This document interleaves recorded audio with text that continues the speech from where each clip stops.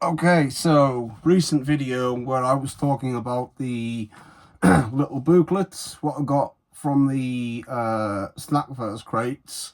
I showed a couple of them and asked which ones you would like me to read through first. If you haven't watched that video, basically these are different booklets with different countries, and inside them is facts about that country. And if you do not know what Snackverse is, basically you can subscribe to it's basically a company what sends you a box of snacks each month. You can pick a small box, a medium box, or a premium box, and each month they will ship you a crate of snacks, and it will be a random country.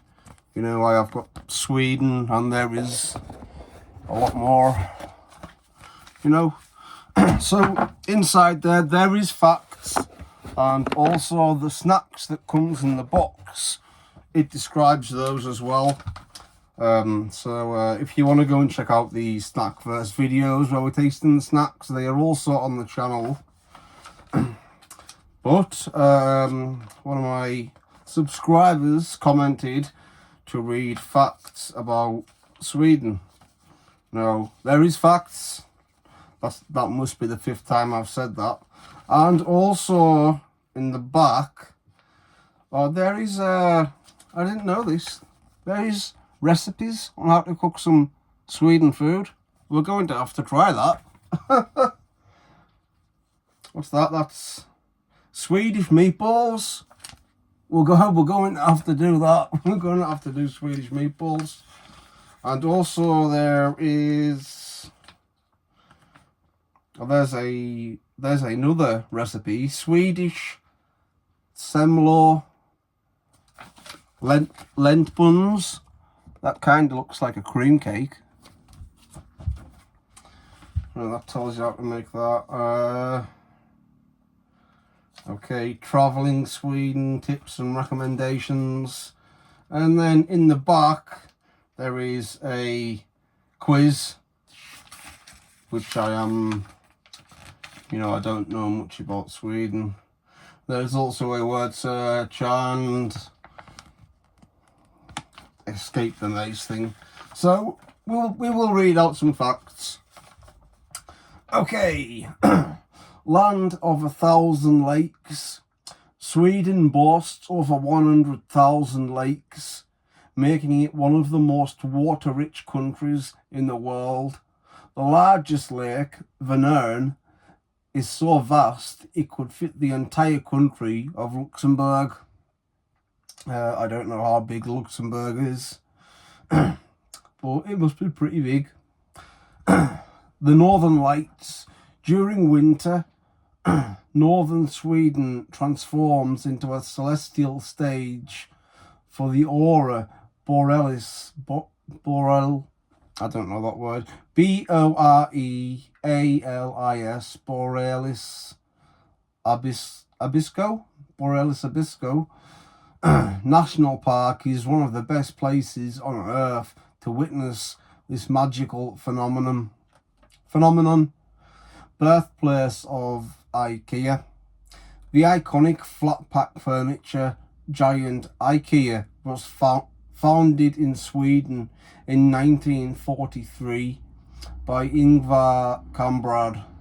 Each product name is carefully chosen, often inspired by Swedish towns and landscapes. If you're not familiar with flat-pack, basically, if you get a new kitchen or a new bedroom, and it's the cupboards and drawers, etc., which is built up from different panels. So they're called flat packs, if you didn't know.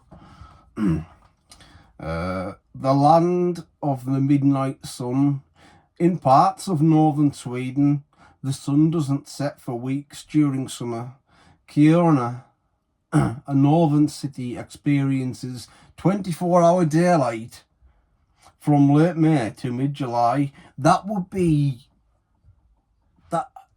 I don't know if... That would kind of mess with your head, wouldn't it? I mean, if you didn't own a phone or a watch, you didn't know what time it was, you wouldn't know whether it's nighttime or daytime. But I guess if it's 24 hours a day, you know, you can sleep at whatever time you want. If you don't work, that is. Okay, Viking heritage. Sweden has a rich Viking history with numerous archaeological sites like Birka and Gotland showcasing this fascinating era. The Vikings were skilled seafarers and traders, not just raiders. Green energy leader. Sweden is one of the world's greenest countries, with over 54% of its energy coming from renewable sources. It's also working toward becoming carbon neutral by 2045, so 20 years. They must get a lot of solar power from the sun in you know, the 24-hour daylight stage from late May to mid-July. You will get a lot of solar power from that sun. Okay, icy hotel windows. The world's first ice hotel, built entirely from snow and ice. Oof, I don't think I would like to sleep in there. Is located in okay, now I'm going to show you this word. I don't know if the camera is going to focus. Let me spell it out for you. Jukkasjarvi.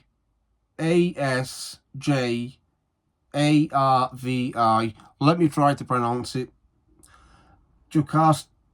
Jukkasjärvi. Okay, I hope I pronounced that correctly. There is 2 dots above the A. I don't know if that means you have to pronounce it in a different way, but I mean, you know, clearly that is you know, Swedish vocabulary. Jukkasjärvi guests can sleep on ice beds and admire intricately carved ice sculptures. How could you sleep on an ice bed? You know, there is a ice bar in Amsterdam. I have been to Amsterdam a handful of times, and I have always meant to visit that ice bar, and I never have. Although I did visit the Upside Down Museum one time, which was very, very interesting. Pretty sure I still have some photos and videos on there I could merge together and upload to YouTube if anyone's interested. The world's longest art gallery. Stockholm's metro system is often called the world's longest art gallery. Over 90 of its stations are adorned with colourful murals, sculptures and installations by renowned artists. Speaking of artists, if you don't know, another thing in Amsterdam is the Van Gogh Museum. Van Gogh was a very famous artist, and you know, in there is his artwork protected by glass. There was some silly people who went in there, glued themselves to the wall by the hand, and they threw soup onto the painting, which is luckily protected by glass to prevent damage from situations like that happening. Swedish meatballs, and then in brackets with a twist, Sweden's beloved meatballs, köttbullar, that's in brackets. So I'm guessing that means, you know, köttbullar means meatballs in the Swedish language, and just served with gravy. They are traditionally accompanied by lingonberry jam and creamy mashed potatoes, a harmonious mix of savoury and sweet. Meatballs with jam? That does not sound too appealing, does it? Okay, world's longest... Wait.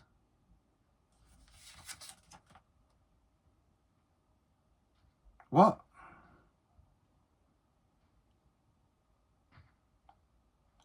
I'm sure I've already read that part. Have we? As time rewound? What? I'm sure I've already read that. Swedish meatballs. Okay, do you know what? I think it was the previous video. It was the previous video where I seen that. I'm pretty sure it was. But I'm like 95% sure I've already read it in this video. I'm going to read it again just in case I haven't. World's longest art gallery. Stockholm's metro system is often called the world's longest art gallery. Over 90 of its stations are adorned with colourful murals, sculptures and installations by renowned artists. I'm pretty sure I did read that.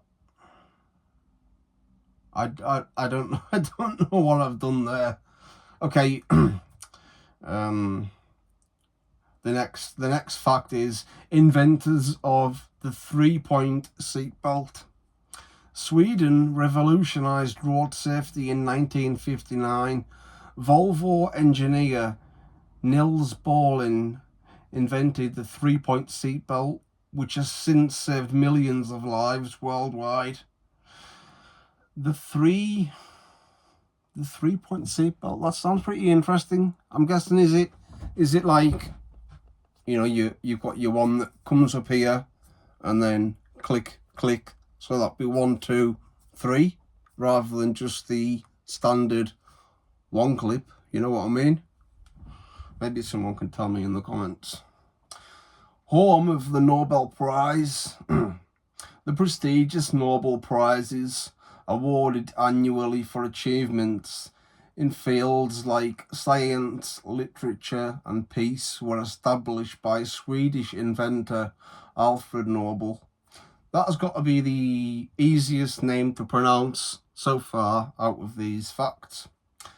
The award ceremony takes place in Stockholm, except for the Peace Prize, which is presented in Oslo, Norway. And then we have a little picture here, and it says capital Stockholm, currency Swedish krona, so that's like the money that you use there. Population 10.54 million, area 450,295 kilometers, and then there's a little number 2 just above the km. I do not know what that means, because we do not measure in kilometers in the UK. We measure in feet. Founded the 6th of June 1523. A journey through Swedish mealtime traditions. How long is this video on? Okay, so I guess we can go on a little bit further. Some of you may be enjoying this. A journey through Swedish mealtime traditions. Breakfast. Okay, so here we are going to talk about Swedish foods, and it's going to talk about breakfast, lunch and dinner, and explain the foods, how they are made, and you know how it came about. Which sounds interesting. Breakfast, or in Swedish you call it frukost. I hope I pronounced that word right. Swedes begin their day with a light, nutritious breakfast. A common choice is open-faced sandwiches, smörgåsar. So that is like in brackets, you know, I'm guessing that's how you pronounce sandwiches. Topped with cold cuts or even caviar spread. Well, caviar for breakfast. You know, caviar is you know, considered a rich delicacy, depending on which caviar you buy, you know. Crisp bread, a staple often paired with butter, a slice of cucumber or tomato for freshness. Many households also enjoy porridge, served with a dollop of lingonberry jam for a hint of sweetness.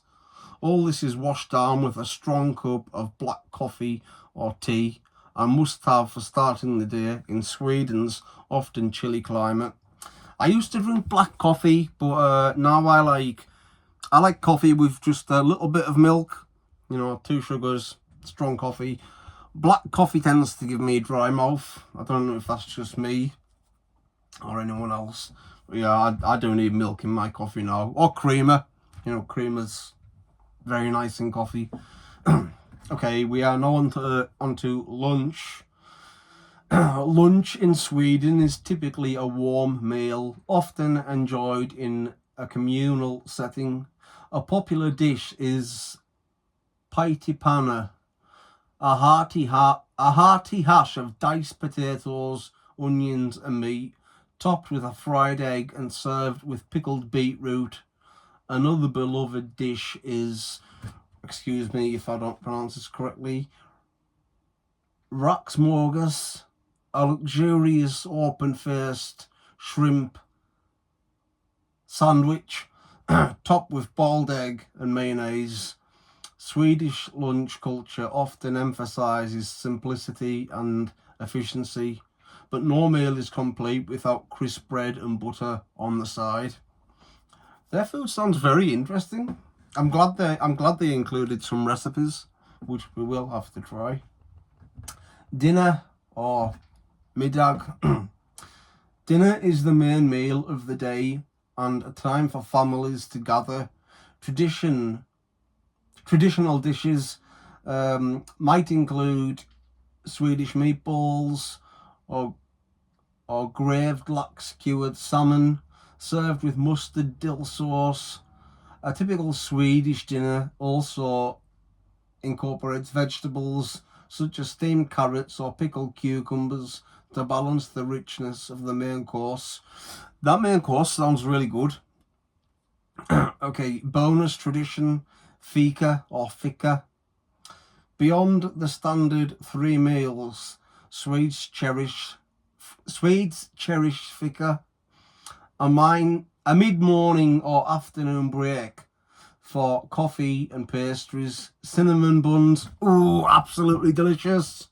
Cinnamon buns and cardamom flavoured treats are fika staples, making this a delightful pause in Sweden's daily rhythm. I might have to start living a Swedish lifestyle. Okay, now we are on to Swedish culinary classics.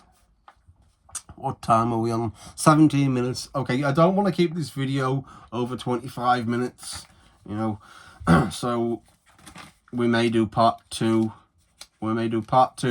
Because, yeah, after that page, it then goes on to the snacks. And then we have got things in the back of the page. So, yeah, we will see how we get on. I just got a comment there. Okay, I couldn't read it. So basically, I've got my phone like this. So the comment came up here. So I was trying to read it, but now it's gone. It pops up for a couple of seconds and then goes. Okay, Swedish culinary classics. Sweden's culinary heritage has a rich and diverse. Swedish culinary heritage is as rich and diverse as its stunning landscapes, from the forests of Lapland to the archipelagos of Stockholm. These dishes showcase the country's traditional flavours and ingredients. Janssens Frestelles, excuse me if I'm pronouncing these words wrong. A creamy potato casserole laid with onions and anchovies. Janssens Frestelles is a quintessential. Can you?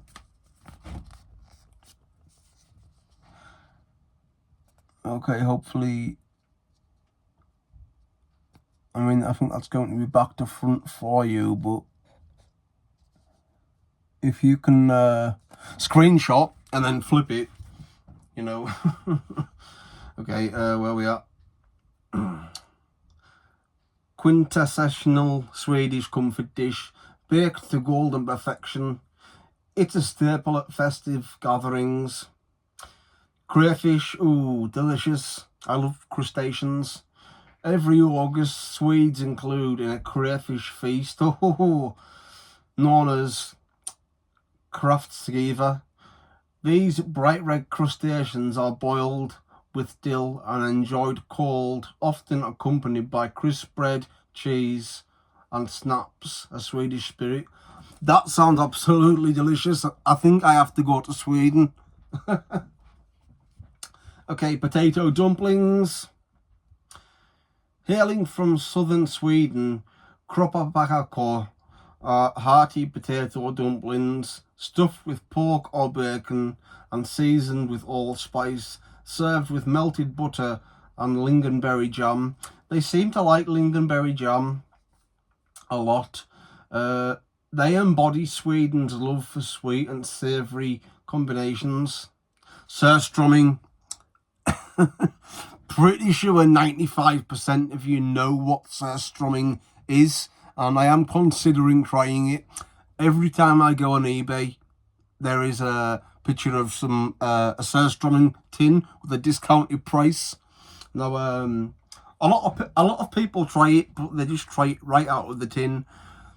You need to mix it with, like, you need to, for example, if you have the the full fish with the bones, you need to take the bones out of it. It's better to have the fillets, and then you have flatbread, potatoes, onions, sauce. And if you do all that, right, what I'm trying to describe is written here.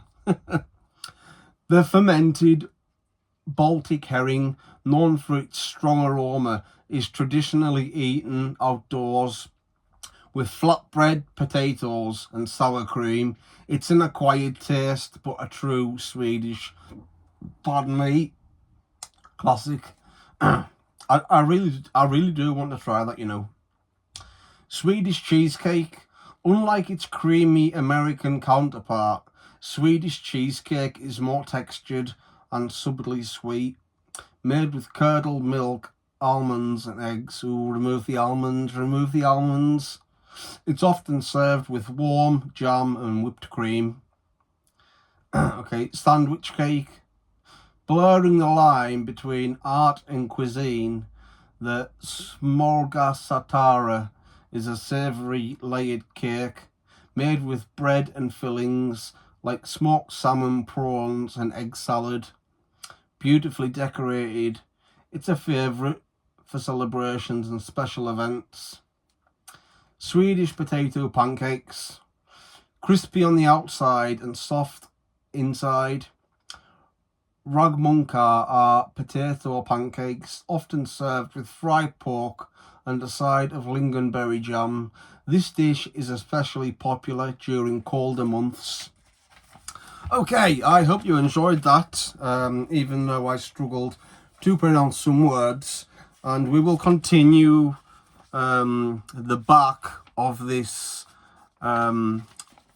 booklet, because there is still some things there, but I think it's going to be better if I have the tripod set up and looking at the booklet itself. I maybe should have done that anyways, so you could have paused it to read it out yourself. But I don't know, maybe some of you enjoy listening to me trying to pronounce these words. Okay, I hope you enjoyed the video, and we will see you in the next episode, possibly soon, because this sounds really interesting, so possibly very soon. I just don't want this video to be too long. We are almost on 25 minutes, so like I say, hope you enjoyed the video. We'll see you in the next episode. If you haven't checked out my recent videos, go and check it out. I've got a really good experiment going on with a tooth that I got extracted, so go and check that out. And as always, peace out and take care. Also, I hope you're all okay wherever you are in the world. Hope you're having a good day or a good night. And once again, peace out and take care.